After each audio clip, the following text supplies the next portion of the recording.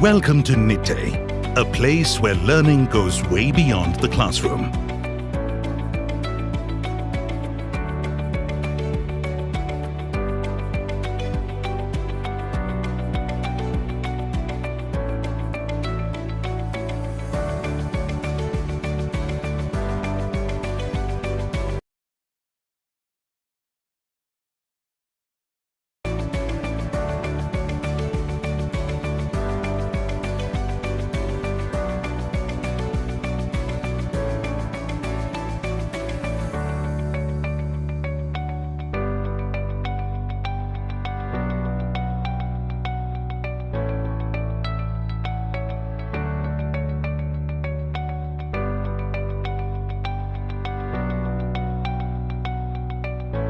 For some, it's home.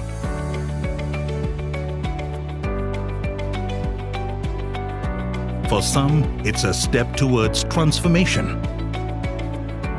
For some, it's the beginning of a wonderful journey with like-minded people. Thanks to the teaching and mentoring activities and dynamic incubation center, I am now industry ready. Engineering at Nitte includes aeronautical, civil, computer science, electrical and electronics, electronics and communication, information science,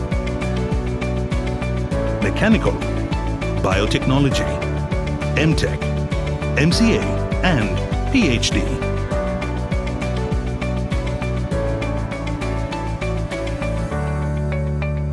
Nitte also collaborates with reputed universities around the world to give students an international academic exposure.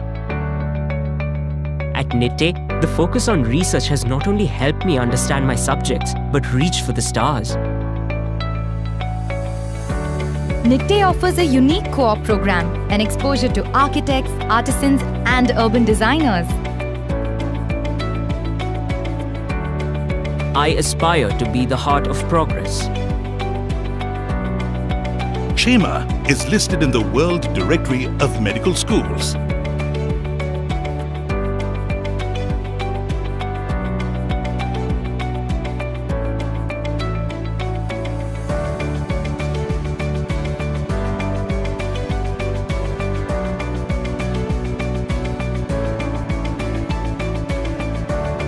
I learned the art of helping people smile. A.B. Shetty Dental College is listed as one of the top dental colleges in the country.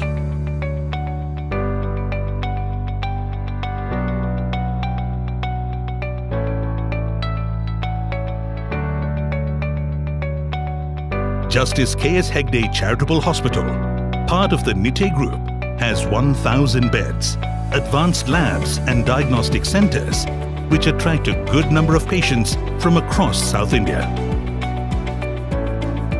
Along with teaching and clinical practices, we offer programs in pharmacy, nursing,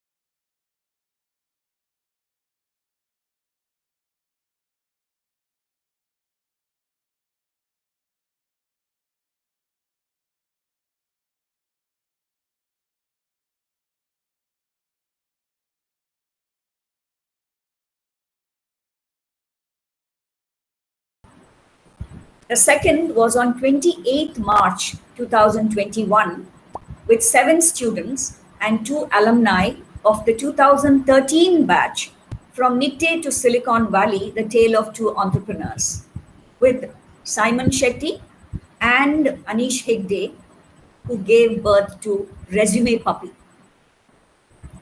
The third one is with 3 of our alumni who are located in Bangalore, Singapore, and New Jersey. We welcome all of you attendees to this very special event and be a part of our joyful sharing and banter. Good morning, Preetham. Good afternoon. Sanjit, and my student friends, and good evening, Vijay Prashant. A very warm welcome to all of you to the Pursuit of Success alumni perspectives that we would be hearing from you. This grateful, joy-filled heart delights in welcoming you, the wonderful alumni trio who graduated from the portals of the then primitive NMAM quarter of a century ago. We are 35 years old now, and we beseech you to visit us whenever you can. Welcome Sanjit Shetty, who's engineered this program, Vijay Prashant, you guys were in the same batch, and Preetam Hegde. Thank you very much for being with us today. I want all of you to know that we have 8 students here. Technically, only 4 of them are our students because they are yet to graduate. 2 from the 2021 batch, 2 from the 2022 batch, 2 have graduated in 2020, 1 in 2019, and 1 in 2018. I request the students, beginning with the youngest, Sushant K. Attawar, to please introduce himself. Sushant, 30 seconds. Yes, ma'am. Warmest greetings to all gathered here. Wishing a very warm good morning to Preetam sir, a pleasant good afternoon to Sanjit sir, and all the others attending this roundtable from India. And happy good evening to you, Vijay Prashant sir. I'm Sushant K. Attawar, a student of pre-final year of Mechanical Engineering Department at NMAM. I desire to work on the domain of machine learning and on automation. As a soon-to-be graduate, like most of my peers, it brings me immense pleasure to be a part of this roundtable and to have this opportunity to interact with our alumni who have worked hard and paved themselves the way towards success. Thank you, ma'am, Team Abhyuday and the college for providing me with this opportunity. Can't wait to hear from you all and take inspiration from your perspectives on the pursuit of success. Thank you, Sushant. May I now invite Arun S Rao to introduce himself briefly. Yes, hello, ma'am. Firstly, thank you for this great opportunity. And hello, everyone. So, I am Arun S Rao, a pre-final year computer science student from Nitte. So, to tell about myself, I enjoy traveling and also I've played football since I was small. And yeah, I am planning of pursuing masters after engineering. So, I've been preparing for GRE, and yeah, that's it. I'm looking forward to this discussion. Thank you, Arun. I now invite Shania Pearl Mabin, to introduce herself. Hello everyone, my name is Shania Pearl and I'm currently in the final year of engineering from the Department of Information Science and Engineering. I have always had a keen interest in people management and also in being an efficient leader. And in college, Shalini ma'am and her team, Abhyuday, have always played a vital role in helping me enrich my leadership skills with the various training programs. And I'm super thrilled to be a part of this one too. And thank you for having me, ma'am. Thank you, Shania. I now invite Sravya Rao to please introduce herself. Hello everyone, my name is Sravya Rao and I'm from the 2021 batch of Computer Science and Engineering, and I've been placed in VMware India through college placements. Apart from academics, I've been an active member in the college technical clubs as well as non-technical clubs, and I've also got a wonderful opportunity of being the president of Autocraft, which Shalini ma'am leads. And it was a wonderful platform for me to hone my skills in creative writing and additionally in leadership. In my free time, I love traveling, reading books, plus I'm a freelance artist. I work with acrylics on canvas and glass, and I do sell some on demand. So in short, that's about me. And thank you to Charlie ma'am and Team Abhyuday for having me here today. I'm excited to. Thank you, Sravya. Yeah, thank you. Prateek, may I invite you to please inform us about yourself? Hello, Sanjit, Preetam, and Vijay, and hello everyone else. This is I'm Prateek Shinai. I'm a 2020 graduate in civil engineering from NMAM. After graduating, when we were bored in the lockdown, we built out some platforms for local vendors to help out in exhibitions. So I can call myself an entrepreneur as well. So we helped a lot of local vendors come on to give them a platform to sell their products and everything. And then I'm also working in Accenture as a SAP consultant right now. And along with that, we are also working on a virtual reality platform where you can host concerts and events as well. I would like to thank Shalini ma'am for inviting me to this. This is my third roundtable, and with every roundtable, I've taken away a lot of things that has helped me to grow, keep on growing, and I hope this will be the same. Thank you. Thank you. Thank you, Prateek. It's been a pleasure to have you on each. Somehow I feel confident when you're around because you have the experience. And you always point out the mistakes that I make and share it with other people. So it's a good thing. Thank you, ma'am. May I now invite Pawan Pandarka to please introduce himself? Yeah, good evening, everybody present here today. And first of all, thank you for having me on board. And I'm really excited for this meeting. This is my second roundtable. And if I can take away anything from the last one, that is the confidence that this one will be just as good, if not better. I am a computer science engineer and a graduate of the 2020 batch from NMAM. On paper, I work as an AI junior engineer in a company in Fukuoka, Japan.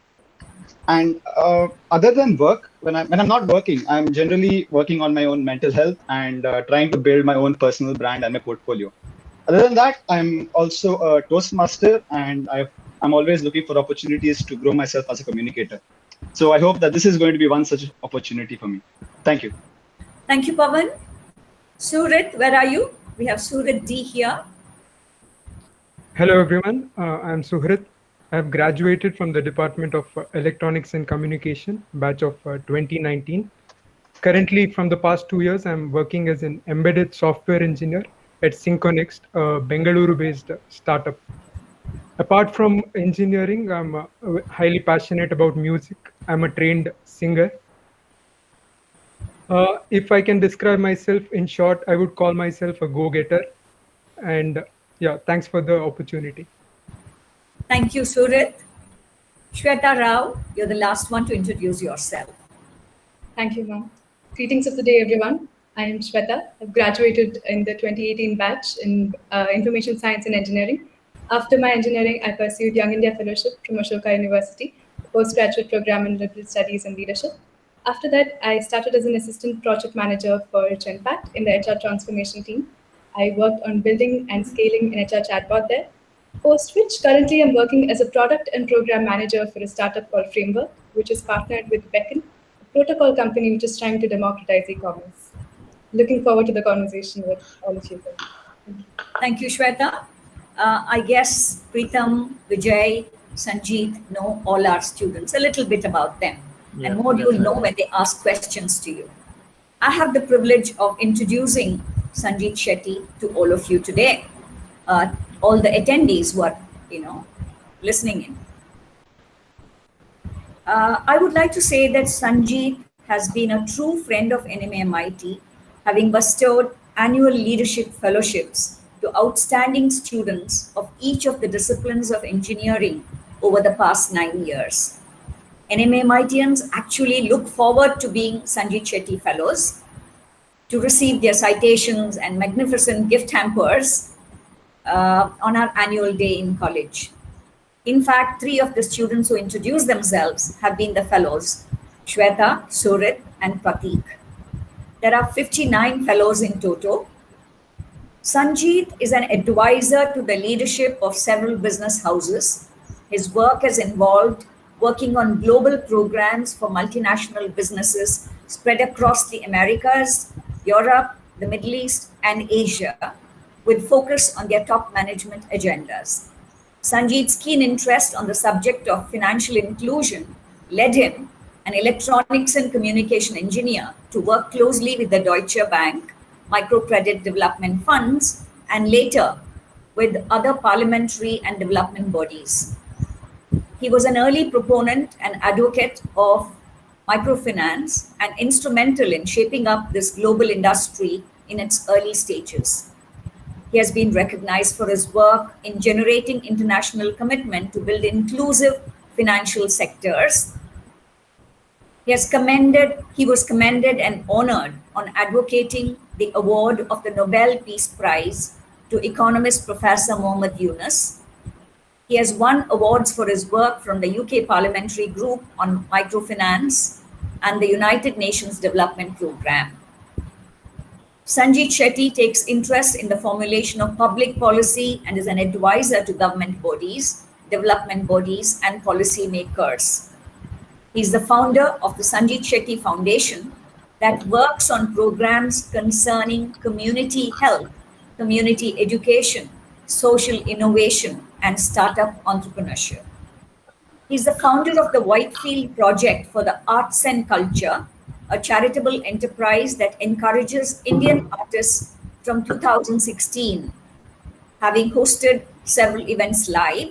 During the pandemic, like us discovering, rediscovering, reinventing ourselves on Roundtable, they have reinvented themselves to come out with the digital offering, The Engineer's Pick. Among these, Sojugada Soju Mallige by Ananya Bhatt has had over 12 million views, to speak of the project's popularity. He is the co-founder of Technoshala, a social enterprise working for the cause of digital education in government schools. He has served on the governing board of a national charity working for the rescue and rehabilitation of railway, street, and slum children. He's a mentor and coach to emerging business and political leaders, a writer, and a public speaker. Sanjit graduated from the NMAM in 1996 as the best outgoing student of Electronics and Communication Engineering. In my interactions with him, I remember that he used to spend his vacations serving as a volunteer in hospitals. He perhaps was a born philanthropist. Sanjit has been deeply affected, yet untiring, like a candle burning at both ends, in his efforts at succor to the hordes of victims of COVID and their families by manning a help desk from, I think it must have begun in February, March, around that time. This roundtable that was planned in March 2021 had to be postponed on account of that. Well, I'm happy that this brilliant, wise, and benevolent soul is with us, and I request him to introduce the other two distinguished alumni and move on with the roundtable interaction. Thank you for being with us, Sanjit. Over to you. Well, thank you, ma'am. Very nice of you, as always, for a very generous introduction. I thought of introducing Preetham and Vijay Prashant. We call him VP since our college days. But I thought it would be best if they introduce themselves into the details of their work, intricacies that I'll possibly miss out. So let's start with Vijay. I know we all know that you work at Facebook. We all know that you are a technical program manager at Facebook. Vijay, of course, was at Yahoo before he joined Facebook. He was working in the California office of Facebook before he went to Singapore. So Vijay, what exactly does program management mean at Facebook? Also, would you mind giving us an introduction of your journey up until today? Let's start with that note for the benefit of everyone. And of course, after that, we'll quickly go to Preetham as well. And then, of course, I have a few questions before we move on to questions from the audience. Thanks a lot, Sanjit, and thanks everyone for taking your time today to talk to Preetham and I and Sanjit. Really glad to spend some time with you. So I started as an ENC engineer in 1996, and then I joined a small startup in Hyderabad, and then quickly I got an opportunity to join Wipro and learn Japanese. So that was, since I loved languages, that was a great opportunity. So I learned Japanese. I worked in Japan for like two and a half years. And then I started as a software developer and grew on to become an engineering manager. At that point, I got a little tired of people management in the IT services company. So I did a postgraduate diploma in IIM Bangalore, and that led me to join Yahoo as a program manager. And subsequently, after working in Yahoo Bangalore for about 4 years, I moved to the Sunnyvale headquarters. I spent another 3 years there, and then I joined Facebook as a technical program manager in Menlo Park. And while in Menlo Park, I was managing their content delivery network, which is a part of the network engineering team. And then around 2 years ago, I moved to Singapore and have joined the ads team here. So to quickly answer on what program management is, this is about managing end-to-end programs, which could be product development, which could be operations, basically involving multiple disciplines. So what we call as cross-functional teams. So the program manager has end-to-end visibility, they build the roadmap, and then manage the execution and are responsible for the success of the program. Over to you, Preetham. Thank you, Vijay. He's missed critical detail. He hasn't told you about his talent of cartoons. So all those are, I'm glad that the folks that I'm talking to, they still remember me as from back from my days in college. I've moved on a lot and haven't done much cartooning since, which I regret. And then thanks for pointing it out often that that is something that I should pursue. But thanks. Okay, over to you, Preetham. Yeah, thank you, Sanjit, ma'am, VP, and everybody else. I'm glad to have this opportunity to spend some time with you guys.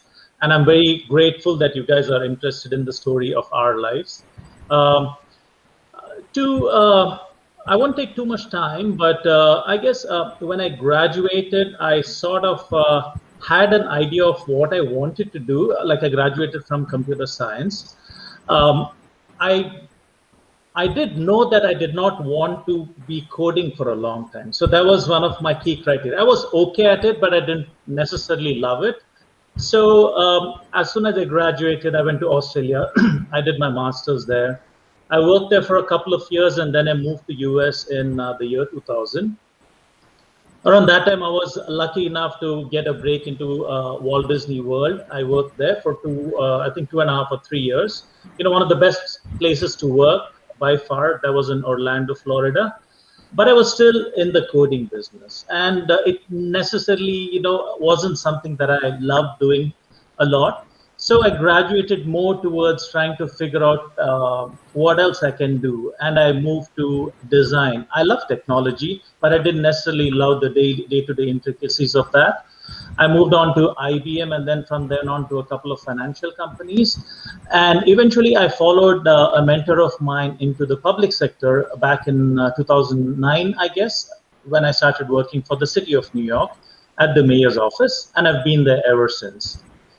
I work as a policy advisor for technology, and my day-to-day work sort of involves how to marry technology and the needs of the population here in New York City and come up with the best solutions that can alleviate their problems. Obviously New York City is a pretty big city. It has, I think it's by far America's largest city. It has close to 10 million people.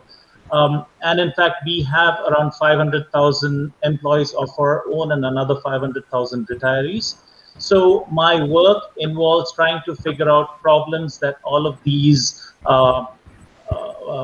services have. For example, it could be FDNY, NYPD, Department of Sanitation. So my team of around 7 people, we come up with solutions on how to manage problems that they have using technology, of course. So Preetham, you obviously made it clear that you didn't want to be coding, for too long.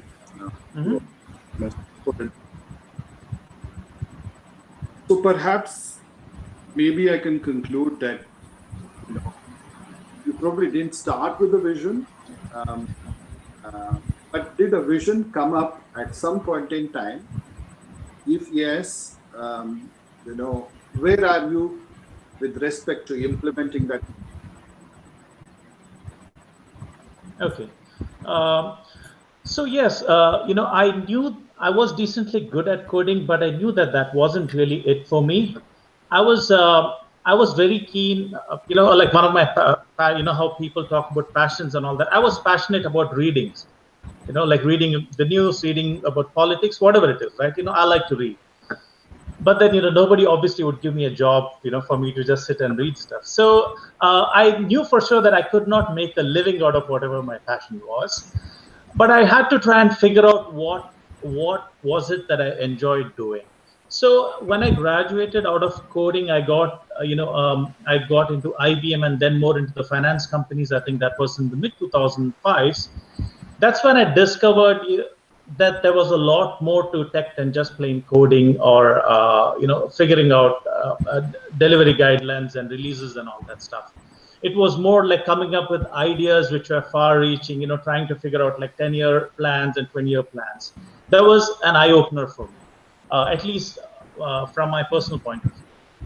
But at that time, I guess the way the finance industry was structured, it wasn't necessarily making me happy, because I guess at least this was pre 2008 in the US. Wall Street was, I guess, focused more on trying to make a few people very rich, and it sort of didn't necessarily appeal to me. And I had a mentor of mine who used to give me constant advice, and he went into the public sector first because Bloomberg became the mayor of New York City. And when he went there after a few months, he said, I think this is a great place for you based on your skills and mindset. So maybe you should give it a shot. And so that is how I ended up there. And that's when I realized, this makes perfect sense to me. So I like doing this. It's not necessarily out of a sense of public service, but it's more like, this is the best of both worlds for me. I can use skills that I'm pretty good at, and at the same time I can come up with like long-term plans based on the information that I gather from reading, because most of policy making is trying to deduce what will happen tomorrow based on things that are happening around the world. So it worked out good for me. Having said that, I would also wish to point out that there's nothing wrong with following your passion, like I think Suhrit said, like he loves singing and all that stuff. We had a friend of ours, I don't know if you guys remember, his name was Ravi Chandra Kulur. He was in electrical engineering, and he used to casually play the flute and all that stuff when during our college functions. And I met him maybe around 8 or 10 years ago. He said, "Hey, I'm in New York City," and I'm like, maybe he's come here on some company assignment, Accenture, Wipro, one of these things. And I said, "So, which company? Let's catch up. Which company are you working for?" He's like, "No, I'm a flutist." So I'm like, "Okay, so who are you the flutist for?" He said, "I work with Anushka Shankar's troupe." And I'm like, "Wow, Anushka Shankar, and you're working as a flutist." So I said, "How did he get that role?" He said, "I was a flutist for a dad, and after he passed away, I started, playing for Anushka Shankar." And I'm like, "Hang on, wait a second.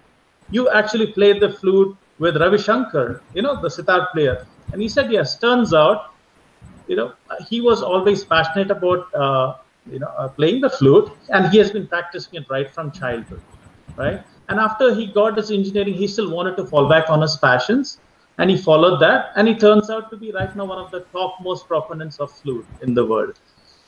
Again, passion doesn't mean you just follow anything you like, like how I said, I like reading.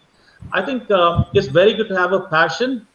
It's great if you can marry your passion with what you want to do. But the thing you have to look for is if your passion has a high barrier of entry.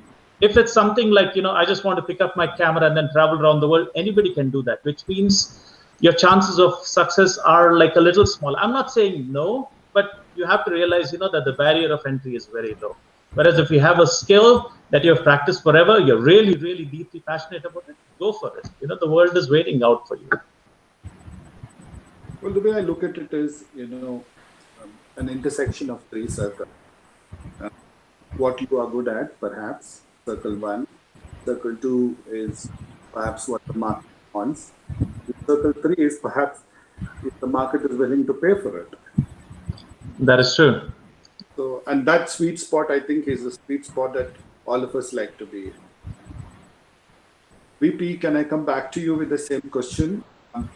Did you have a vision when you started off? Perhaps you had, because, you know, I've observed you for a very long time, from Wipro to Yahoo to Facebook. I mean, you've gone after the roles that you always liked to do. So, in terms of accomplishing that vision, are you there? And what's the future? Sure. So some people are lucky that they actually have certain career vision, and they also have the conviction to pursue that passion, right? In my case, I graduated before the internet was a thing, so I really didn't know what I would do. But among all the engineering subjects, ENC was the one which appealed to me the most. And the reason I chose engineering was that because it seemed the safest bet at that time, and I didn't score enough marks to get into medicine. So by default, I landed in engineering, and then I picked ENC because that seemed interesting. Now, once I graduated, I had no clue what I would do. And like most people of my vintage, we ended up being some kind of software developers or related work, right? But then I realized over time that whichever path you take and where you start off, you can always look at your interests and passion and strengths, more importantly, right? You both need to have some strengths and as well as interest in pursuing those. And then if you can marry it to what you're doing, you can navigate your own path, right? There are not a finite number of careers. Even when we talk about, say, a product manager, no two product managers are alike, right? They bring their own skill sets into the picture. So you can actually shape and customize according to the attributes that you have and the circumstances that you have. So over time, I've actually managed to leverage my strengths and interests and moved into a place where, which is a sweet spot for me, which makes most use of my skills. So to answer you, Sanjit, I really didn't have like a grand vision, and I'm not even sure I have one now, because for me, career is not something that defines me. It is just one part of it, right? There are a lot of other things. Of course, career is very important, but it is one among many things. Probably not the best advice to students, but I think looking back, there's more to life than just a job. Yeah, I mean, that's still a very good. A long ago, I asked a friend of mine who was a colleague at Deutsche Bank, I mean, is it always necessary to have a vision? And Sanjit, may I request you to please speak a little louder, because suddenly after they complete speaking, your voice is kind of low. Please speak a little louder and clearer. So I was chatting with a friend, a colleague of mine at Deutsche Bank in London, and I asked him one day, is it necessary to always? And he said, you know, if you have one, great, but in case if you don't, or if you are still figuring it out, then it's necessary to perhaps go in a certain direction, the direction that you want to pursue, but then, you know, you make changes as you go along, you know. That's perhaps, I think, how most of our journeys are like. So VP, I'll stay with you. You worked into very big businesses, companies, Yahoo and now Facebook. What are essential factors for success? You know, I mean, that's the core of our discussion today. And, is there such a thing as personal success and professional success? Are they contradictory to each other? Do you sacrifice on personal success if you pursue professional success? So a little bit on that, please. Sure. So, yeah, I think there is personal success and professional success, and they can go hand in hand, but sometimes they can be in conflict. and that can lead to some cognitive dissonance, right? So it's very important for folks to kind of reconcile what their personal and professional values are, and try to stick as close to those as possible. If you do that, then it is much easier to kind of pursue what you want to be, and effort plus ambition will help you succeed there. So and I think, yeah, it's hard for me to kind of separate professional success and personal success. It again goes back to your definition of success, right? And that could be very personal and very different for different people. For some, professional success is personal success, right? And what you are in the society is defined as success. It could be monetary, it could be position, it could be popularity, it could be many things. For some others, it could be just being content, self-actualization for some. So it could be very different. But having one or two parameters to measure success is important, and you should try to always channel your energy to kind of drive towards those. Don't be distracted by too many things, right? Like narrow down and then have a set of priorities in terms of, if these are your success criteria, which ones are you willing to put the effort that is needed over years to attain. So can I pick up on that point? Sure. Do you want to go a little deeper and perhaps narrate an episode or two of when you felt you arrived at success?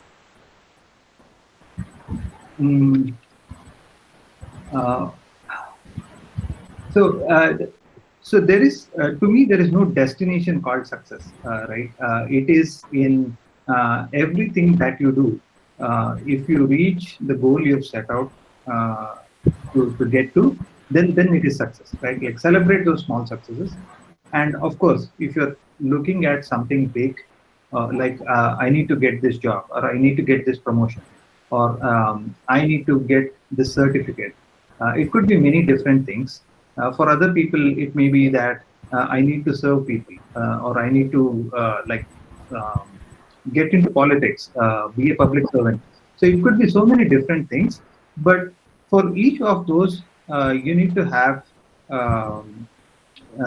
your own way of defining those success, and then be able to pursue and celebrate those. And it's all very relative. Okay. I wish you had narrated a personal story, because that was what I was after. Nevertheless, maybe we'll come back to you. Preetham, may I come to you again? What were your, how did you define success? I mean, what were those things that were necessary for your personal or professional success? And same question to you too. I mean, is there a contradiction between the two successes?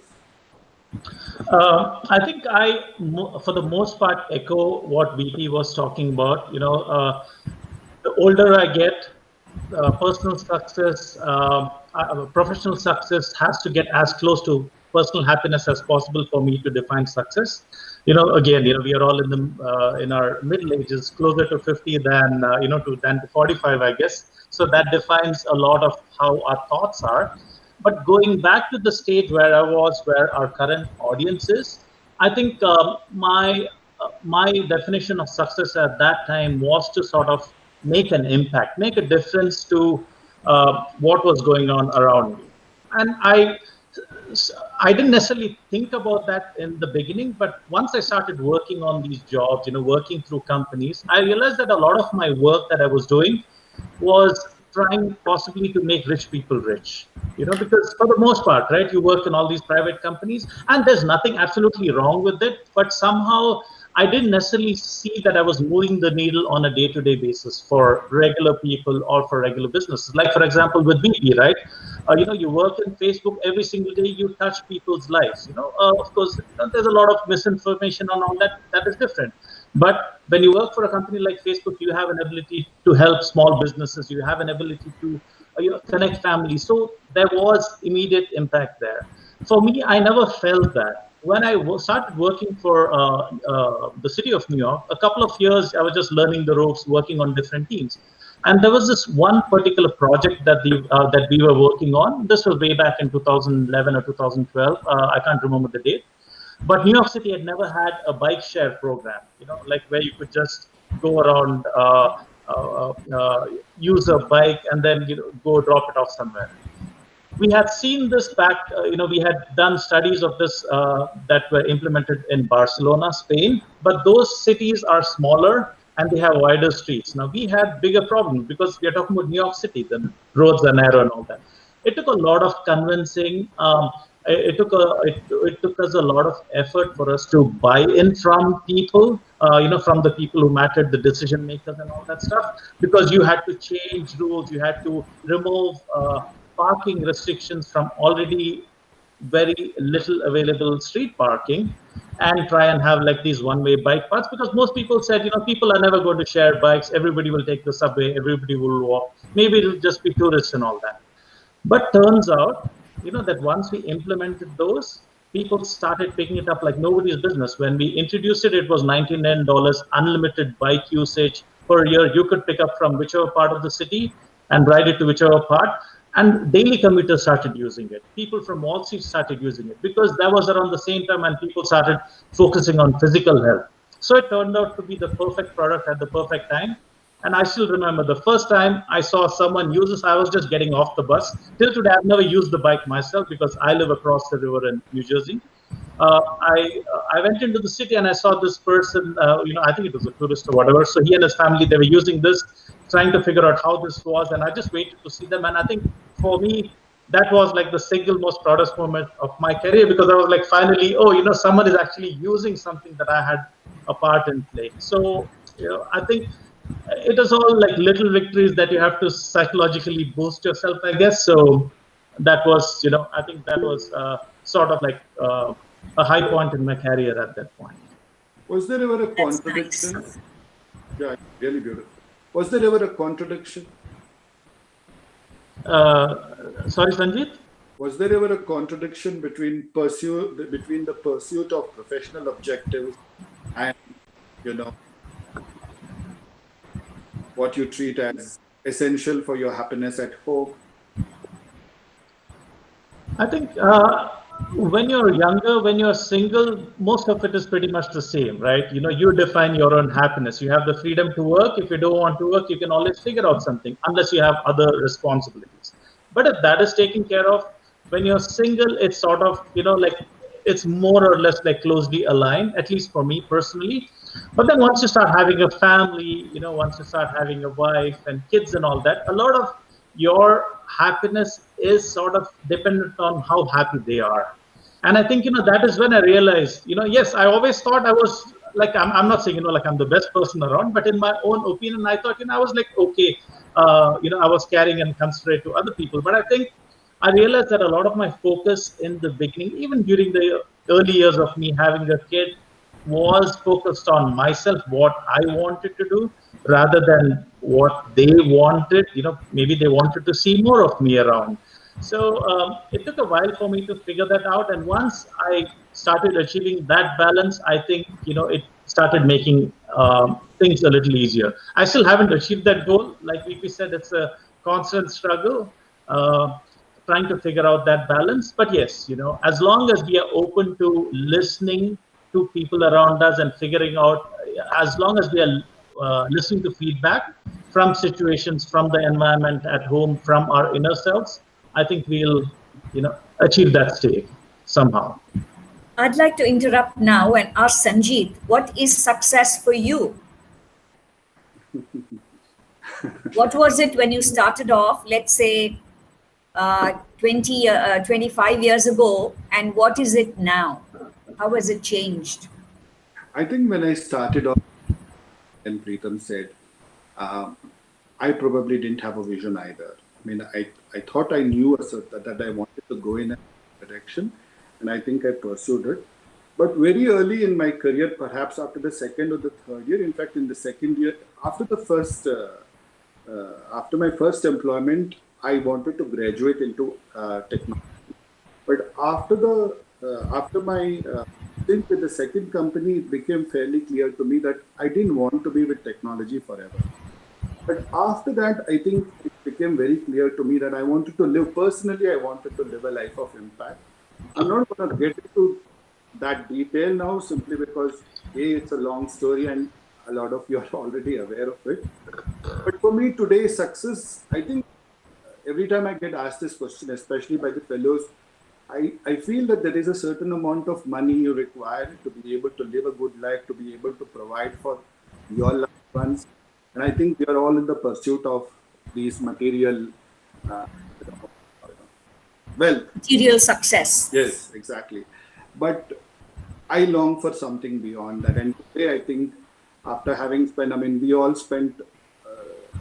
spent 25 years this year having graduated out of NMAM IT. And when I look back at these 25 years, I think the one thing that has appealed to me most is the kind of impact that I can possibly have. For me, that's success. That's definitely success. I mean, just to give you a little example, a few years ago, I had gone back after nearly 10 or 15 years to a medical camp that I used to run in Indiranagar of Bangalore. And, there was a little girl and she was introduced to me by her grandmother. So I asked the grandmother, what's her name? And she said to me in Kannada, Nive alva hesaritiddu. You were the one who named the girl. So that was a moment, that was a moment for me. So, these are the little things like Viti's pointed out. Eventually it adds up to, your concept of what success means to you. Okay, Preetham, let me come back to you, please. I wouldn't say I'm obsessed, but I have studied a lot, on what it means to be a leader. I'm very interested in your career. Personally, you're one of those people who's managed to shift from technology to a technology-related role, and particularly in technology policy, because that's the kind of place where you can really have an impact, and frankly, a large-scale impact on society. So, the mayor of New York, I mean, that's one fantastic place to be. The office of the mayor of New York. Leadership lessons and case studies have come out of that office. So what does leadership mean to you? How did you personally exercise leadership in your career? And please tell us one little story, because stories are, anecdotes are what makes these discussions interesting. Okay. I think growing up, I studied in Nagpur and then Chennai before I came to Nitte. I was, pretty decent as a kid. I was pretty studious as a kid. I had good marks, good grades. I got into Nitte. But Nitte was the first place where I sort of explored my ability as a leader. It was, I guess, circumstances. It wasn't necessarily by, like something that I planned on doing. But when I was in my final year, I ended up being the cultural secretary at that time, and we had to lead all these things. And that is when I realized two things. One, I like doing this. Again, it is probably a little self-serving, but I figured out that I like doing this. And I had like certain skills to do this. But I also figured out that I was extremely bad at being a leader. I had no empathy. I did not put myself in the students' role on what they needed to do. I knew how to take responsibility. I did not know how to delegate responsibility. And to be perfectly honest, everyone who has graduated me would remember that I was a colossal failure at organizing the annual day. We had to start the event early morning at 9 o'clock. But then because of my poor planning, we ended up having like 1,500 students wait in an auditorium for almost 5 hours, because I had forgotten to order the lighting for an indoor auditorium. So it was a spectacular public failure. I'm sure, most of my friends have probably forgotten or forgiven me for that. But for me, it was like a mind shift, because I was thinking, being a leader is like, just going around, having your skills of talking to people, which was fine, taking up responsibility, yes, but implementing it, trying to do something about it, I was very, very bad at it. And I think, that thought has always been in my head. I don't think during my time in Nitte, I managed to better the life of even one student when I was when I was the cultural secretary. I honestly, personally, don't think so. And I think after that, every single time, whenever I was presented with opportunities on to lead something, I grabbed it. But at the same time, I kept my failure in mind, trying to see what could I do more about this situation, or what did I do wrong at that time. And I think my big public failure has probably propelled me to gradually and incrementally get better at it. I don't think I'm 100% there as yet. Nobody can say they are 100% there, but I think I'm probably a little better at trying to put myself into, if there's a leader, right? A leader is not necessarily the best of the rest. The leader is the one who tries to figure out, what teams work together. It is someone who understands his audience. I think the foremost criteria that any leader should have is empathy. He should put himself into the shoes of whoever his team members are, and a sense of responsibility, and probably the way in which to delegate responsibility. So, with that being said, I guess that was sort of my trajectory, introduction into leadership. Thank you. Having said that, I think all of us are in some ways leaders. It could be at home, it could be social, it could be in a friend circle. We all have that skill. We just don't exercise it often enough. VP, can I come back to you on that same question?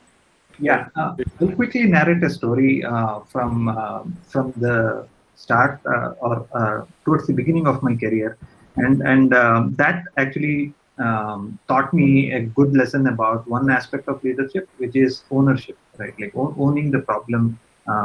So I told you I started as a software developer, and we were on a team working with Japanese customers, and as you know, they are can be pretty demanding. So one of the days, the product that we had deployed that had a production incident. So what that means is that some system or service was down, and the end users of our customer, who was in Japan, they couldn't access the system. So something was wrong. So our manager asked us to go figure it out and fix it as soon as possible. So we were a bunch of 4 or 5 fresh grads. So we tried to reproduce the problem. We couldn't do it. Obviously, we didn't have the same environment as that on the field. And then we tried to debug our different modules. We couldn't make much progress. So, and then it was the end of the day. So we thought, okay, so we have tried our best, and that's it, and it's not working. So let's come back tomorrow and see what it is. So we all went back home after thinking that we have done our best. And then the next day, early in the morning, the manager calls us into our room and tells us that, folks, you all need to earn your salary. Now, we were kind of shocked to get a blunt question, and then he went on to explain why it is important that to actually own the problem and solve this for the customer. Right? It's not enough to put in effort; it is the outcome that is important. So you be with the customer, work it out for as long as needed to solve that. So that lesson has kind of stood with me from that day onwards. That it's not just a job where you do your what's in your job description, but you need to go above and beyond to ensure that the people who are counting on you get what they need. And since then, I've done about 150 interviews in Facebook. And one of the things that I always look for, and they're all behavioral interviews, and one of the things I look for is ownership, right? Where you have demonstrated ownership. Because technical skills, everything else can be learned, but ownership is something which comes inherently, and you need to cultivate that to be successful. Sanjit, I would like to permit the students to ask questions if they have any at this point of time. Okay. I was going to do that. We've spent the first 50 minutes talking to each other. So Yeah. let's question. Surit, you have a question. Please go ahead. Yeah.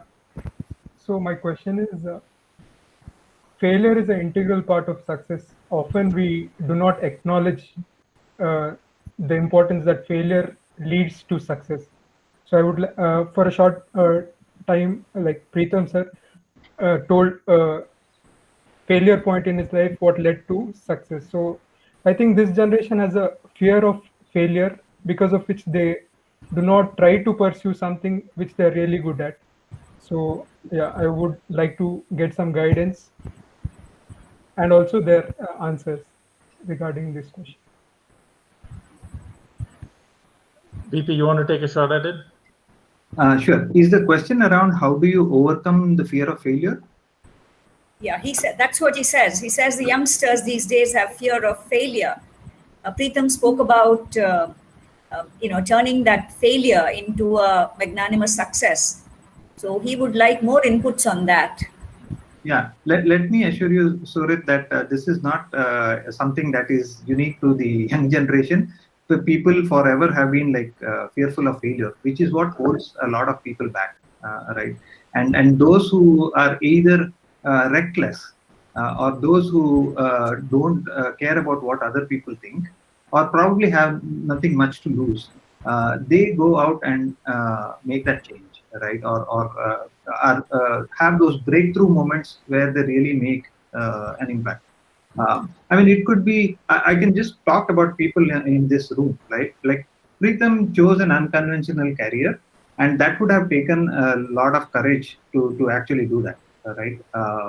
For somebody who's like a computer science graduate, who's got like good jobs in like world-class companies, to switch to being a public policy expert, even though it's tech related, that's a major leap of faith, right? And fear of failure could be inherent, but you should also realize that you should have some self-belief in yourself and what you've learned and what skills you've acquired, right? The other thing is, what's the worst that can happen, right? I mean, obviously at different stages of your life, the cost of failure is different, but you can always rationalize and have plan B. You can do risk management for a lot of these, and especially when you are young, you can take a lot of risk, right? And some people can do it very easily. For others, I think you need to take those risks, because at most it won't work out. In the process, you learn something and you can get better. Yeah, I just have okay. Oh, sorry. I just had a very quick follow-up to that. So, VP, you are totally right. When you're younger, you have less to lose. Yes, there will always be some impact, but you have less to lose. So right now is the time when you can take all those bold steps. Do whatever it is that you think you want to do right now. For me personally, like VP pointed out, I was late in the game when I figured out that public policy was something that I liked. And I remember in 2013 was when I decided to go back to school, to Howard Kennedy School. I got in there to learn public policy, and we had just had a baby, and the baby was like 8 months old. And me and my wife are thinking about, like, what is going on? What's wrong with me? We just had a baby, and now I was deciding to go back to school. Maybe if I'd taken that decision a few years earlier, it would have helped, us better. It was, I wouldn't say like rough, but it was challenging at that time. There were a lot of sacrifices that my family had to make. But in the long run, I think, it worked out good, at least for me. The impact on them is still to be seen, and hopefully it all works out. But yes, seconding his point, take all the risks right now. Whatever you want to do, you have, you don't have much to lose. In the larger scale of things, 4 years is nothing. We've already, spent 25 years after our graduating, and we are still trying to figure our way out. So don't be afraid. Just jump in. I think Pratik has a question. Pratik, will you please pose your question? Yeah, my question is to Vijay. It's a bit of a technical question about Facebook, if you don't mind. So speaking about, as I was reading through your LinkedIn profile, I saw that you work with AR and VR product development as well, right? Yeah. So with the infinite office that is coming at Facebook, right? How do you think that it is whether it can connect people in the same way that we are connected in real office, or what is the vision for Infinite Office? I mean, I may not be able to fully talk to you about the product vision, and nor am I qualified to, right? My involvement with VR was actually powering like Oculus headsets, all the controllers and things like that, and the necessary video streaming and stitching that needs to happen, and the caching infrastructure for that. Having said that, yeah. So a lot of these things are like emerging technologies, right? And you never know where they'll end up. You've seen Google Glass. You've seen Facebook's own AR/VR products. You've seen different wearables. They are all pretty much in their infancy, right? Even AR/VR, these are all experiments by rich companies sitting on a pile of cash, and not a lot of them have got good product market fit yet. So they are still in experimental stages. It will take a few more years where it can reach common people, right? Even the Oculus headsets, they're only available in 20 countries. So it's not just for rich people, but it's also very geographically bounded. So I think there's still a long way to go for this to be like a viable product. I think Pawan has a question. Pawan has been waiting for some time. Yes, thank you, That's ma'am. Shanaya. Yeah, so this question, I'm going to just leave it open to all three of our guests so that they can chip in at the same time. Mr. Pritham spoke about how at a certain point in his life, he realized that coding is not what he wanted to do in the long term. And so you eventually switched to a more management business oriented role, right? And at the same time, Mr. Sanjit also commented on how it is important to know what it is that the market wants so that you are able to survive in the society. So this sounds to me like it's emphasizing on how important it is to have a business education other than just an engineering degree, right? Because in the long run, I don't see myself working at a company. I would want to work for myself and own a business of my own. So if I were to go out and get this knowledge, what pathway or what roadmap would you recommend for a student like me to get this business knowledge? Would you recommend that I take a professional course, or is there some other secret recipe for getting this knowledge in the practical sense? Can you please comment on that, sirs? Okay, can I take that if you don't mind? First things first, I think I agree with you that a little bit of business education will perhaps go along with any sort of career, not, and definitely that's point number one. Point number two, if you are serious about pursuing business, then pursue an MBA. There's a lot of debate about whether an MBA is still valid or not, but that debate aside, I think you can still pursue one. But apart from that, I think, as you grow along, you learn a lot of management yourself. You learn about how to strategize, how to run operations, how to deal with people, how to mitigate risk. How to finance, for example, how do you deal with money? I wish these things were taught in college, at least a few things. But of course, it's very important to learn these things as we go along. Pawan, just to quickly follow up on what Sanjit said, yes, if you're really passionate about pursuing like formal education, take a degree. But otherwise, if you see, right now, knowledge is all over the place, right? And it's free. Some of the best colleges in the world, they have put up their information, online, whether in Coursera, edX, wherever. So if you really want to gain knowledge, it is very, very easy for you to do so. You can do it from whichever part of the world with a computer and internet bandwidth. However, you will miss out on things like networking, building your connections and those kind of things, ancillary things, which are extremely important if you do not go to like a proper business school.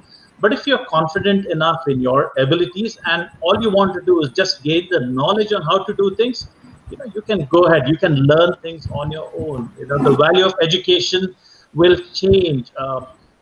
Look at it this way, right? We have probably billions of hours worth of business knowledge that we had stored, but not a single case study had prepared the world for COVID. So the parameter has changed. The business models have changed. Not too many people know what is out there. We can all sit and predict, but nobody knows it. So, you probably have as much experience in the post-COVID world as the smartest business person in the world, because it's only been like, a year and a half. So the world is out there. You just have to figure out where you want to gain your knowledge from. I know we're probably running short on time, but I wanted to quickly offer a contrarian view as well, if I may, which is that you can study as much as you want, right? Like education, formal education is sometimes overrated. I would say there is no substitute for doing and learning, right? I've realized after doing the things that you've asked, which is like an engineering degree and then equivalent of an MBA, and I've learned that you rarely apply many of those in your day-to-day work, at least when you start out, right? And a lot of the things I've learned, it's by making mistakes and through training and other things which is needed on the job. And a lot of these learnings are on the job. So the sooner you're exposed to your passion area, where you are have strengths and where you have interests, and you engage yourself in those pursuits, you'll quickly pick yourself up. You will fall down and you'll learn quickly, and you'll get better. Of course, you need to supplement formal knowledge from time to time in that, because if your job requires some accounting knowledge and you have no knowledge on that, it's going to be hard. But I wouldn't say keep racking up those degrees unless you really love studying, for the love of studying, right? Otherwise, just jump into whatever you're doing and you'll learn on the job. Thank you, sir. I just had one follow-up question, if I may. It's a short question related to what I just asked. Ma'am, can I ask? Is that okay? Yeah, go ahead. Thank you, sirs, for your inputs. There's just one, the thing that always bugs me is that, like I mentioned, I know that at some point I want to stop being an employee and I'm going to start on my own thing, right? But I think for a lot of us, we have this fear that when we stop working or when we quit our current job, we're going to have this gap that's going to be detrimental to our profile in the long run. And this is something that always inhibits me from taking the next step. Because I feel like I haven't learned enough. I don't have what it takes yet to step into the world on my own and not be a part of a job. So is there some way in which I can know that I know enough to survive on my own, or is it just a gamble that you have to take? Is it just a leap of faith? Can I quickly answer that? So, Yeah, after 25 years, I don't think I'm still ready for a lot of these things, right? So there is this thing called imposter syndrome. And especially when you're working with or studying with other great people, it is always going to be there, right? And we'll always have some gaps in what we do. So I wouldn't hold that against you. So you should take it up as and when the opportunity presents itself. Because you're never going to be fully ready and the opportunity wouldn't be waiting for you. So when you see an opportunity, jump into it and take it and make the best of it. Do the other two have anything to say, Preetham, Sanjit? Because there are three more people waiting to ask questions. Yeah, we'll take that question. Yeah. Okay. Go for it. Shania? Yes, ma'am. Thank you, ma'am. So my question is directed to Preetham, sir.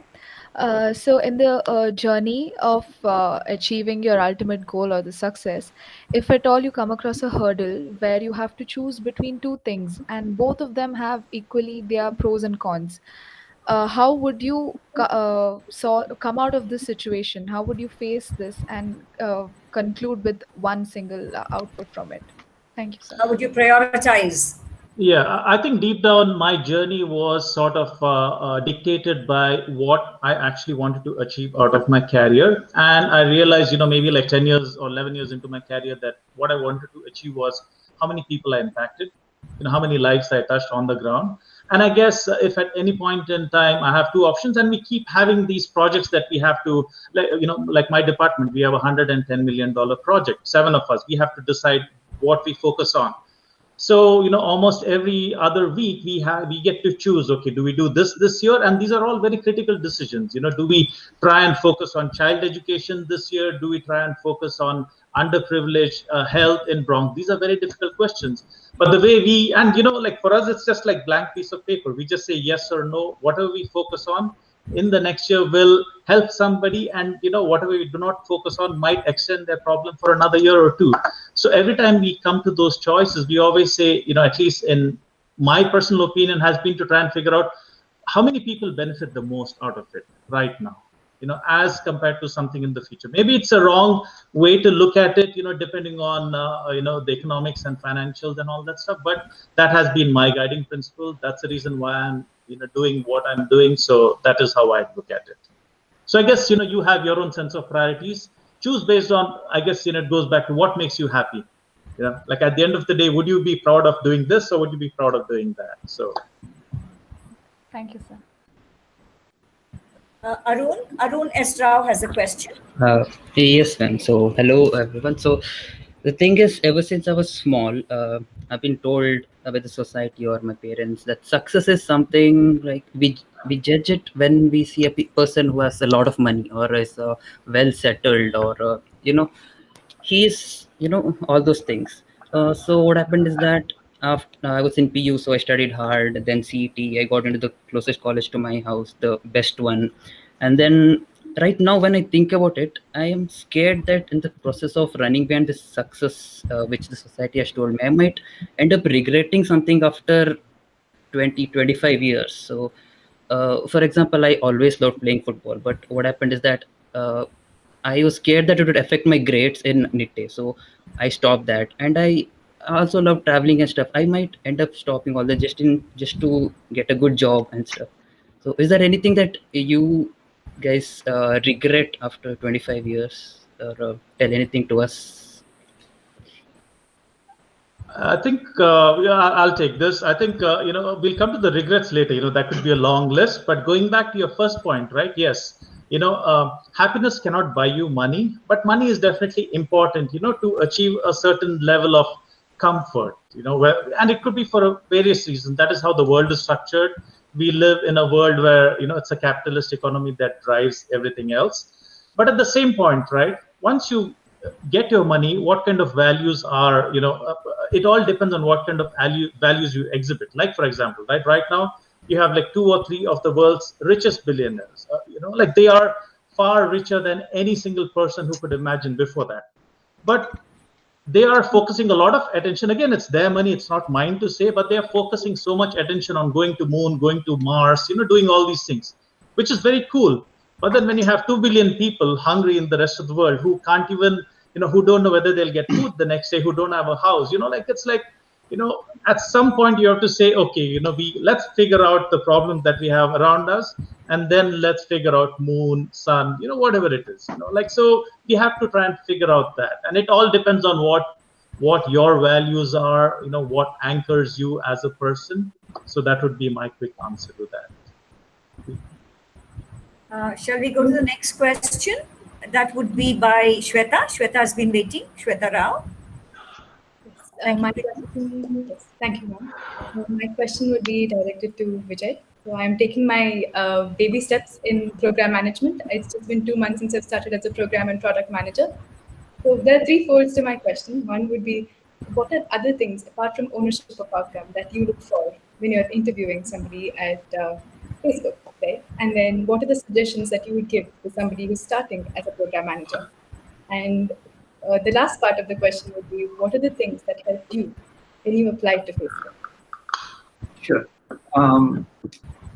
I think in addition to ownership, your communication skills are very important, right? And communication skills is not just like good English or speaking. It's a combination of being able to tune your message to your audience, but at the same time being able to tell the unvarnished truth. Like if you want to be an effective program manager, you should be able to have hard conversations, right? With the senior leadership, with your peers, with sometimes external partners. You should be able to have a frank conversation. So you need to develop, like Preetham said earlier, developing an empathy for other people is very, very important. Otherwise, you can't be a successful program manager because you need to work with all kinds of different functions. I work with like legal, privacy, policy, design, obviously engineering. They all have very different objectives and different ways of working, right? And you need to be able to kind of bring them all together. So I look for empathy, obviously ownership. In addition to that, you need to have the ability to get things done, either by yourself or through others, ideally through others. So these are some of the things that I look for. Yeah, Delegation is what you mean. And getting it.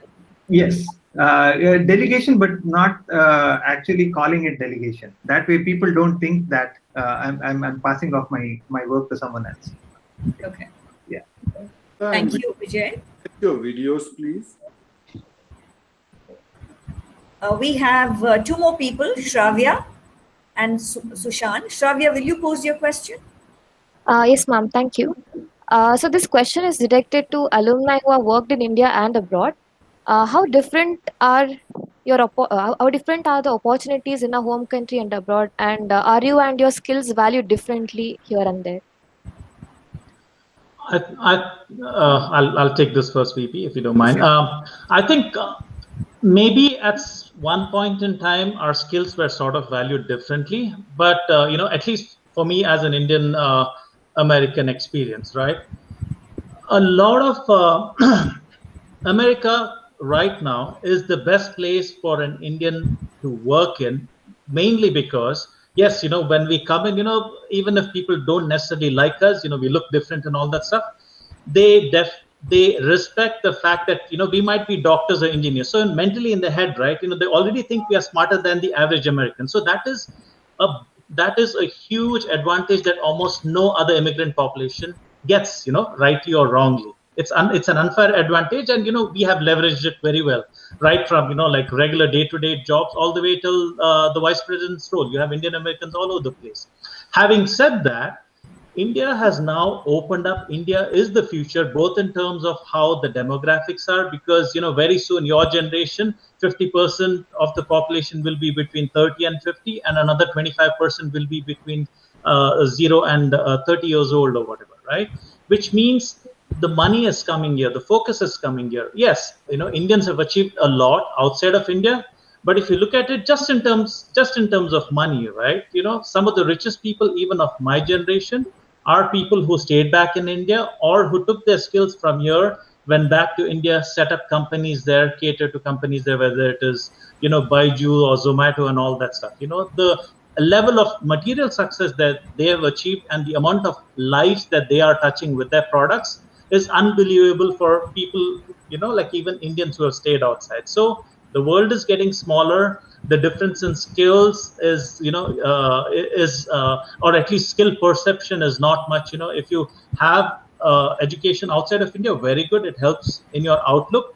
And I think, I would recommend it to everybody if it is possible for them. But where you want to work, you are definitely free to take your skills back. And I'm sure, you will definitely flourish in India, because I think, India is definitely the future. If not now, in 5 years from now or 10 years. Thank you, Preetam. We have one more question. I think two people have raised their hands. Sushan K Sharma. Yeah. Yes, ma'am. Thank you. So my question is open to all three of you. As an individual, we do find ourselves anxious at some point of time, and sometimes we do overthink some decisions before even jumping at it. So how did y'all go through about that point of time in your career that if you all had a decision to make, did you overthink it and not make it, or did you just leap to it, or how did you go about it? Okay, can I take it on? There's a little, an interesting story I learned that I watched a long time ago. It's about George W. Bush too. He's talking about a White House dinner that he is about to host for Queen Elizabeth, and it's a state dinner. Okay, and in this documentary, he talks about how nervous he is about hosting a state dinner for the Queen. Now, when you look at this documentary, you begin to wonder, hold on a second, this gentleman is the President of the United States. He's perhaps the most, powerful man in the world. And he talks about being nervous before a state dinner. Now, why is he nervous? It's because he says, in fact, he mentions in the documentary that I'm nervous because she's met so many more presidents than, I ever have. Okay. So I think it's very natural, irrespective of whether you're the President of the United States or whether you're a student starting just now, that, you are going to be nervous about something. Whether you want to be an entrepreneur, or whether you want to take a new job, whether you want to do something new. Okay, all you need to do is basically prepare yourself to the best of your abilities, possibilities, and then go for it. If you fail, you start again. But if you succeed, great. Thank you, Sanjeet. We have Pratik with a question. Yeah, thank you, ma'am. This question is directed to Mr. Sanjit Shetty. As you mentioned earlier, that a lot of personal education, personal growth education is lacking in India. And for me personally, I felt that I've grown a lot with the books that you had given along with your hamper, right? It was a life-changing experience for me. And with your current startup, that is Technoshala, uh, I mean, you're working with government schools and all the kids of the government schools. Do you plan to introduce something like that in schools? And if you do, is there an opportunity to volunteer as well? Yes, what Technoshala does is basically build what is digital inclusion. Okay? We are trying to basically increase educator capacities in government schools, and we now have official permission from the government of Maharashtra, from the state government of Maharashtra, to work in 6 government schools. Okay, so these are schools that don't have digital infrastructure. Their teachers have never been trained on anything digital, and obviously, the effect of students is negligible compared to schools elsewhere in the country. So what we are trying to do is bridge that digital divide. For me, inclusion has been, it's been a fascinating work for me across my career.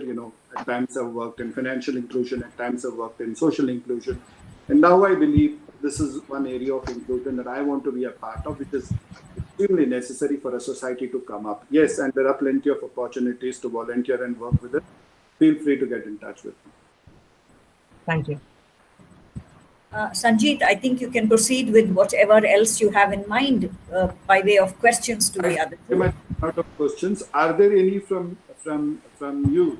I think we're almost touching an hour and a half, so maybe we can spend another 5 minutes chatting away. So, any further questions? Remember, it's a round table. Anybody can ask questions to anyone. I think Shania had a question. Shania and Shushan. Shania, you have a question? And Yes. Sushan. Oh, okay. Shania, sorry. Yes, sir. It's okay. So my question is directed to Mr. Sanjeet, sir.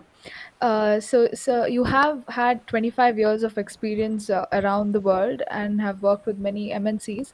So how easy or difficult was it for you as a leader to introduce your ideas and thought processes to the people from the different countries? How did you work it out?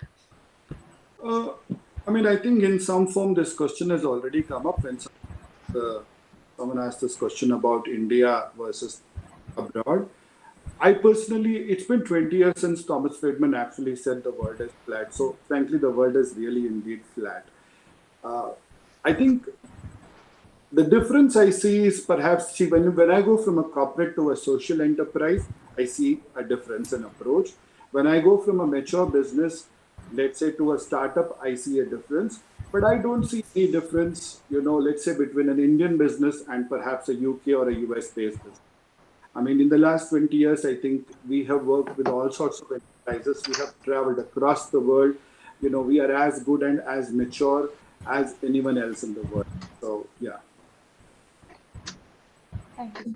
Can I quickly add to that, Sanjit? I would also add that a little bit of cultural sensitivity will go a long way.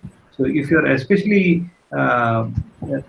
Indian companies, for a large part, tend to mimic US work culture, right? Because some of them are people who work there and who come back, started companies are like that. And there's also a core Indian culture, which is more hierarchical and all that. So you have two popular types of work cultures there that you can come across. But the world is pretty big, and there are very different kinds of working environments. Japan, for example, is very different. I'm sure it's the same with China or Korea, any of these Asian countries. Similarly, Germany would be very, very different.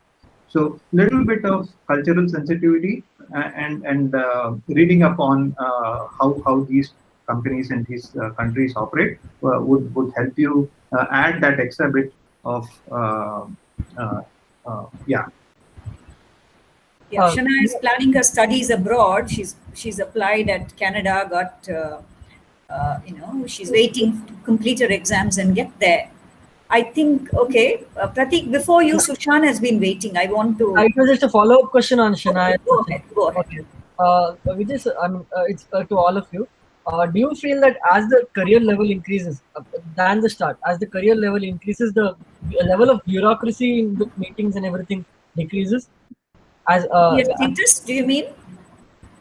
For example, the hierarchical, in lower in meetings, right? They have that manager speaks first, and others only have to listen and all of that. Maybe at least in Indian companies, I believe that is happening. You So want at to higher know where the level, hierarchy prevails. yeah. Okay. Does that happen on a higher level in such big organizations as well? It's a factor of company culture, right? Like for example, I'll give you an example quickly on Facebook. In Facebook, there is no revealing of anybody's level. So, for example, my role is called technical program manager. People who are 3 levels below me are also called technical program managers, and those who are like 1 or 2 levels above me are also called the same.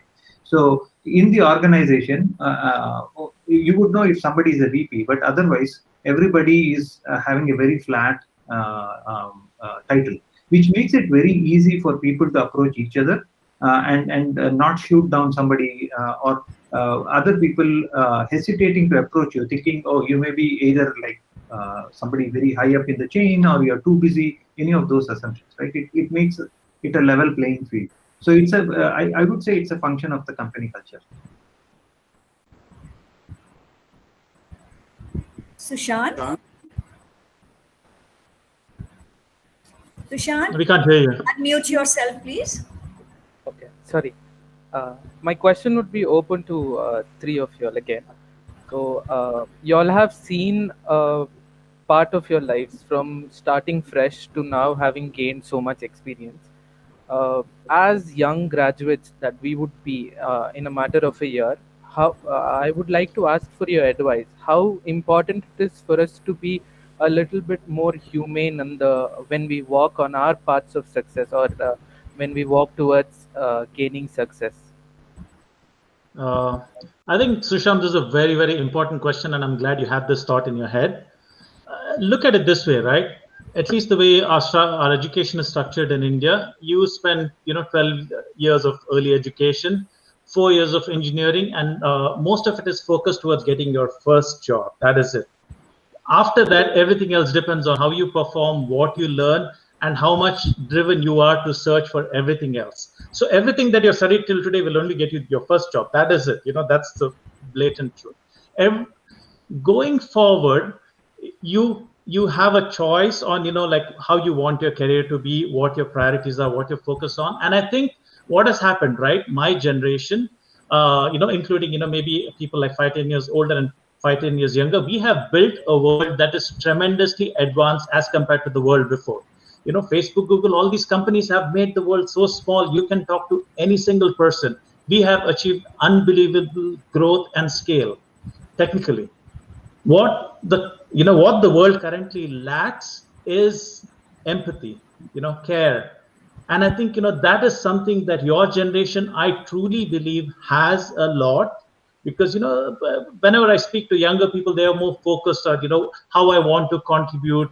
I want to do something related to society or environmental friendly, which we do not really focus on. So I think that is very, very important. We have built a huge, powerful world. Now it is yours for it to build a better world, which cares a little more. And I think you definitely have to work on it. If it's for the most part built in, but as you look and see things around you, you have to sort of imbibe those values in. And I think it'll hold you in good stead. If not your people, your next generation will probably thank you. So thank you. Sravya, you have a question? Yes, ma'am. Although the title of the roundtable is Pursuit of Success, we spoke mostly about professional success. So I have a different question here. When you graduated, you would have had an idea regarding how your life would be overall. I mean, on a professional note, be it about your home, family, your passion, or your hobbies, or whatever it is. So how different is your life in professional note than you imagine? Is it better or not? DP, you want to take it? Sure. I would say, yeah, I had a very narrow tunnel vision, which was what Preetham mentioned, right, about getting that first job. So for me, the pursuit of the first job was pursuit of success, and after that, you within that your ambition and worldview also expands, right? Like you would then want to, okay, so you start as a developer, then you want to become a tech lead or team lead, and then you want to become a manager. Then you realize, oh, this is you're just being a code monkey, right? Then you want to do something more. You want to be able to tell people what they have to do. So then you want to do product management. So your worldview increases the more time you spend working in the industry, and that should kind of, you keep reassessing and moving the goalpost as you learn more. Yeah, and the way I'm sorry. And the way I'm currently, Sravya, like 15 years from now, if I have like a little house by the beach and I can work in a, bar or a pub of my own, like a little shack, I would call that a success currently. Maybe it'll change, 10 years from now, but like Vijay said, right? We just keep like, I think the way we grew up, we were tuned to like set up these goalposts, and every time we achieved it, we kept pushing it a little further. We didn't have like an overall arc of how our life would be. Surit has a question. Surit? Yeah, continuing with the same conversation, it is very important to acknowledge that like success does not stop. Like if you achieve something, it is only the indication that you start achieving something even greater. Like, for example, if I can state, Usain Bolt, when he won his first Olympic gold medal, it was just the start of winning another gold medal. If he would not have done that again, people would still call him people still remember what happens late. They would call him unsuccessful. He won one, but like success was there, but he was not.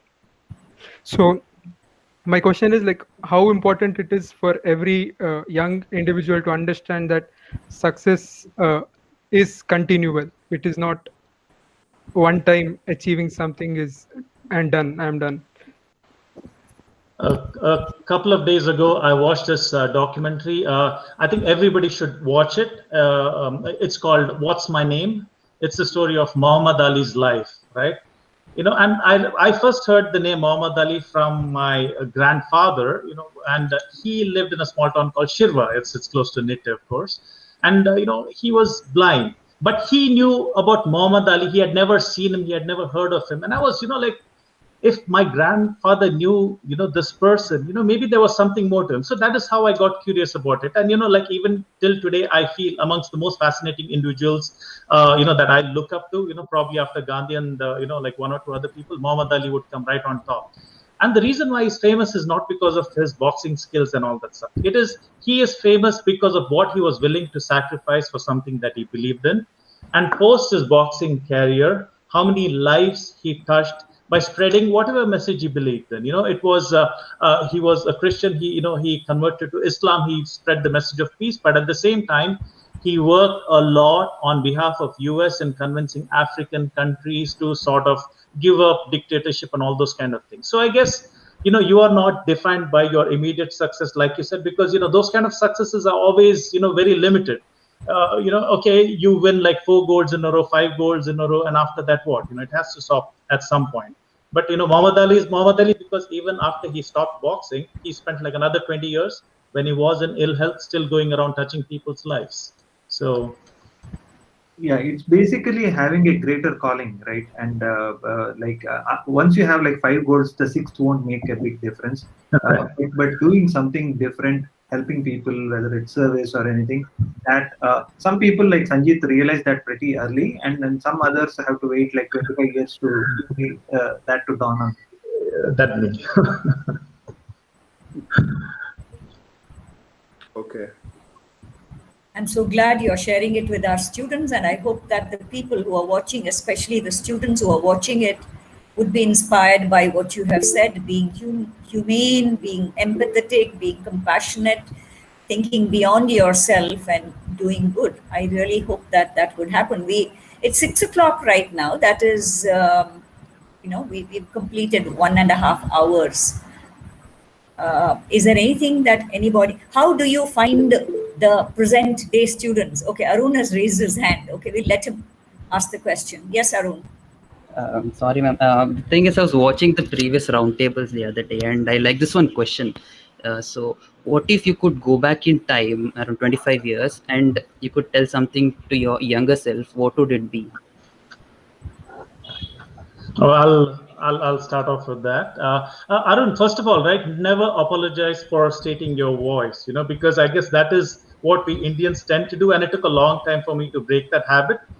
This is a equal opportunity roundtable, so never apologize. Don't even have that thought. Just be bold and go ahead with your question. If you have a problem, we'll say no. So that is point one.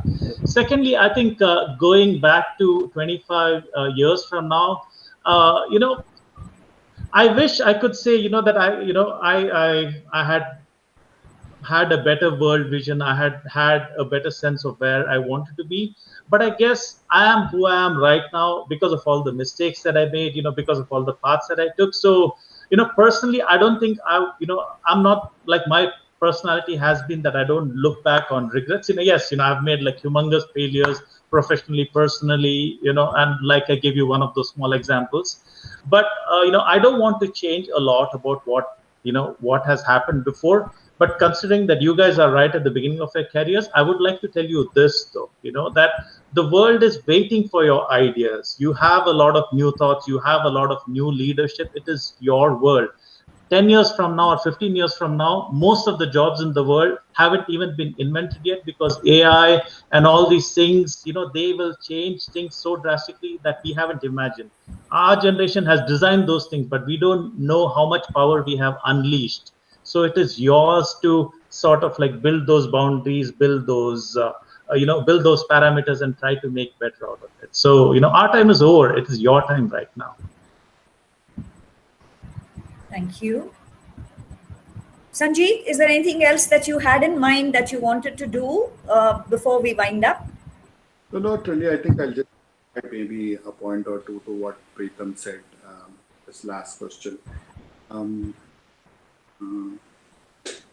Sorry, can you repeat that question again? I've just forgotten the question. Yes, sir. Suppose you could go back in time around 25 years and tell something to yourself. In my case, it was a problem of, if you look at my CV, I've done a lot of things over 25 years.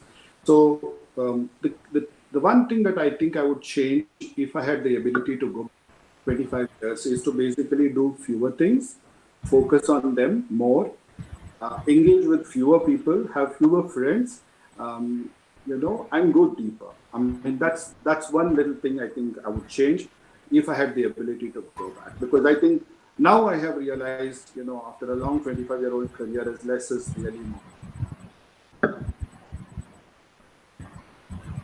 Vijay, anything from your end?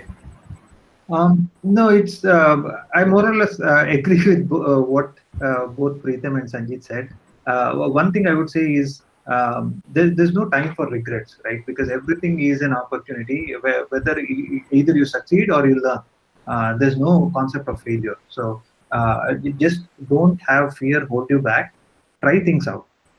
Do your due diligence, but after that, just go ahead and do things. Thank you, sir.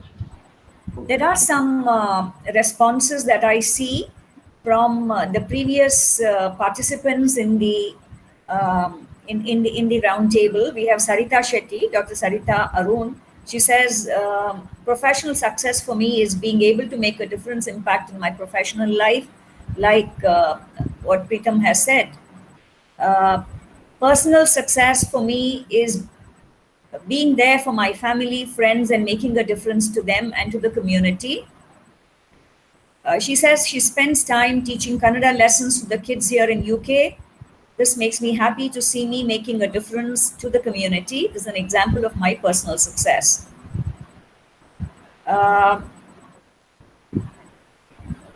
Yeah, people have thanked, learned a lot of things, they say.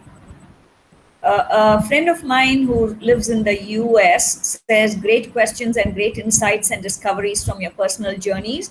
I wish we could hear a woman's worldview as a professional through their professional journey as well. Kala, you missed it. Yeah. You missed it because the first one that we did was with Dr. Sarita Arun. I'll send you the link. Shall we wind up or, yeah? Thank you very much, the wonderful, brilliant trio who've come out of the portals of NMAM, and we are grateful.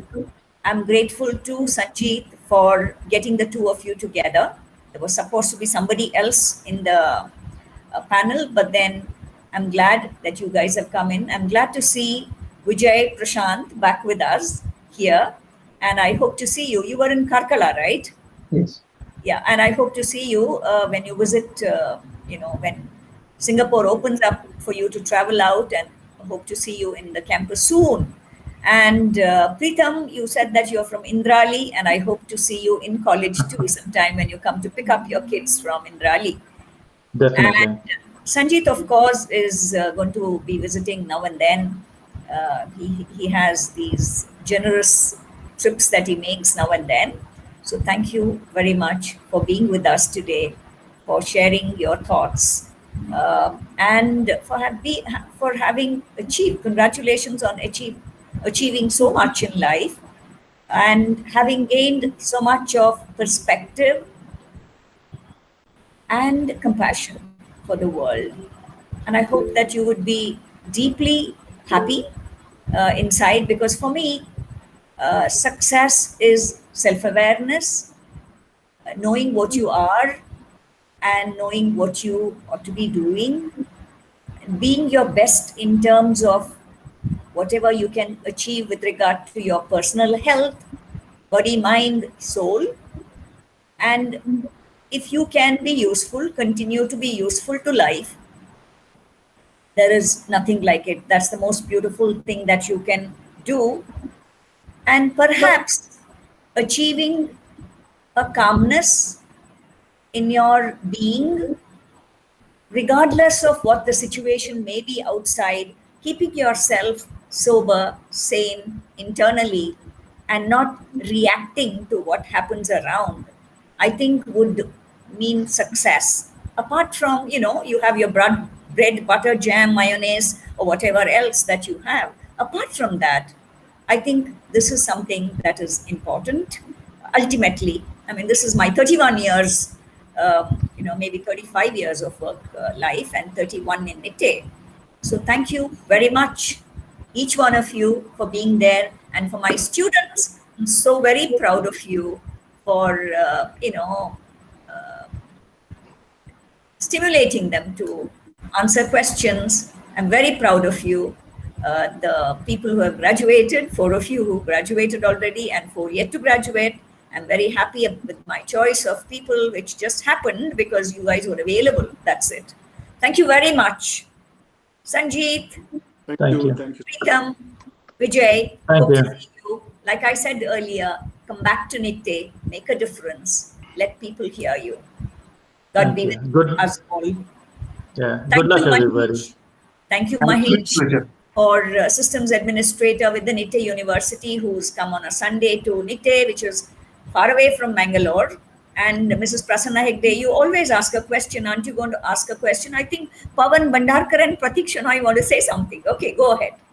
Ma'am, I just wanted to ask, if you, going forward, if you want to get in touch with our guests today, what would be a good way to contact them? That's what I want to ask. LinkedIn for me. LinkedIn for me. Yeah. Okay. Yeah, LinkedIn for me as well. LinkedIn. Okay. Thank you. That's nice.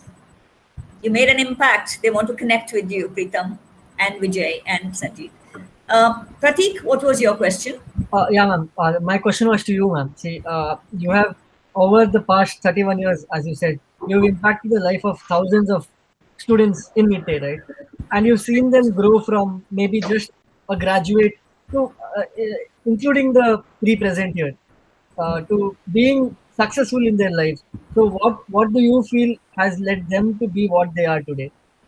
What they have come with intrinsically, what they have within them, and what they have received from every stage in their life, mistakes, learning, getting up, pushing it behind them, and marching ahead, and having an ambition. Like most of you at this point of time, not you so much, maybe Sushan and Arun want to get a job, sort of first job, and think of driving a BMW or whatever. They have to go through those phases. It's only when you have gone through those, that you would be able to aspire higher, the Maslowian hierarchy, so to say. So it's perfectly all right to do that. Ma'am. I think they've all, Sanjeev? Yes. Give me a minute, please. And I'm glad Pratik asked this question. And if you don't mind, let me answer this little bit on behalf of you, because I have known Shalini Sharma, 25 years now, 25 years, but not just as, initially a counselor, mentor, but also as a very close friend. So I was in Manipal visiting Shalini and her husband, Dr. Sharma, in April. And, she, as is the case, she took me out for a walk with the dogs. And then on the way back, she stopped by. She borrowed a few buckets of water from a neighbor. And then she made me also, by the way. And she watered the plants, along the road. Okay. And she has a count of how many she has planted and how many have died and how many are still around. Okay. So they didn't die, Sanjeev. They didn't die. They raised it because they couldn't identify the plant. 12 were raised and 5 they could identify. While it's important for all of us, I think, to understand what material success is, and people like me who are obsessed with other kinds of successes, including emotional or spiritual success, there are people around us who, I think, do little things, like watering plants by the roads, and that's what she's been doing for nearly 35 years. And I mean, it's remarkable that she remembers almost every one of them, and she remembers them by names. And she also knows a lot about what's going on in their lives. And she's very inquisitive. For example, when she connected with VP and Prashant Preetham the other day, she talked to us for nearly an hour late in the night just to know a little bit more about Vijay, Prashant and Preetham. And that's how inquisitive she is. I have to add one last bit. This roundtable was supposed to be in April, but then we delayed it because of the second COVID wave. This is probably going to be one of her last engagements at Nitte. I don't know how long she will stay. Maybe she will have another roundtable. I've told them, no. Till December I'm there. Oh, you're till December. I've given them 6 Maybe you will months. host a couple of other roundtables. But let me use this opportunity to actually thank you two, on behalf of all of us, alumni, students, past, present, everyone, for all the wonderful work that you've done and for all the work that your family has supported you in doing. I think it's been an exemplary life. Frankly, you should be the one telling people about how to get to success. Thank you so much for everything that you've done. Thank you, guys. Thank you, Sanjeev. All these, I thought you had forgotten completely. Can I add to that? So as Sanjit sir told, like ma'am liked watering plants, and what I've seen in the 4 years of my life, she waters people in such a way too. She nurtures people to grow and come out to be successful. That's what I've seen.